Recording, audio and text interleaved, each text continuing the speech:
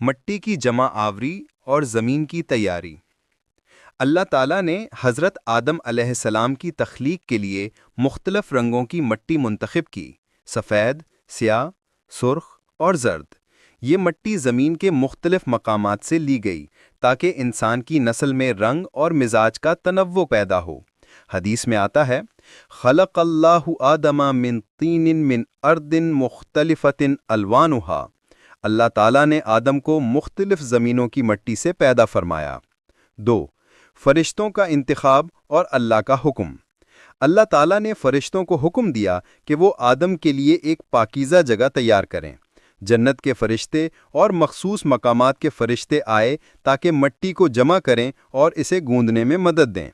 ہر فرشتہ اللہ کے حکم کے مطابق اپنے فرائض انجام دیتا رہا، اور یہ تمام کام اللہ کی قدرت کے تحت ہوا۔ 3. مٹی کا گوندنا اور شکل دینا۔ اللہ تعالیٰ نے کہا، فَإِذَا سَوَّيْتُهُ وَنَفَخْتُ فِيهِ مِن رُوحِي۔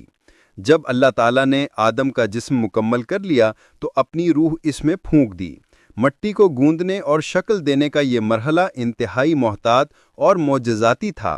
فرشتے اللہ کے حکم سے خاموشی کے ساتھ اپنی جگہ پر موجود رہے تاکہ اللہ تعالیٰ کا کلام اور طاقت ظاہر ہو۔ 4. روح پھونکنا اور پہلا عمل۔ جب اللہ تعالیٰ نے اپنی روح حضرت آدم میں پھونکی تو آدم نے پہلی بار زندگی کا تجربہ کیا۔ اسی لمحے آدم نے چھینک ماری اور اللہ تعالیٰ نے سکھایا کہ کہو الحمدللہ۔ جوابی طور پر رحمت الہی نازل ہوئی، یرحمک اللہ۔ 5. فرشتوں کا سلام اور ابلیس کا انکار۔ فرشتوں نے اللہ کے حکم پر حضرت آدم کو سلام کیا۔ السلام علیک یا آدم۔ حضرت آدم نے جواب دیا، وعلیکم السلام ورحمۃ اللہ۔ اللہ تعالیٰ نے فرشتوں سے کہا کہ آدم کو سجدہ کریں۔ سب فرشتوں نے سجدہ کیا سوائے ابلیس کے، جو کہ آگ سے پیدا ہوا تھا، اور اس نے کہا، انا خیر منہ، میں اس سے بہتر ہوں۔ ابلیس کے انکار نے شیطان کی لعنت اور انسان کے امتحان کا آغاز کیا۔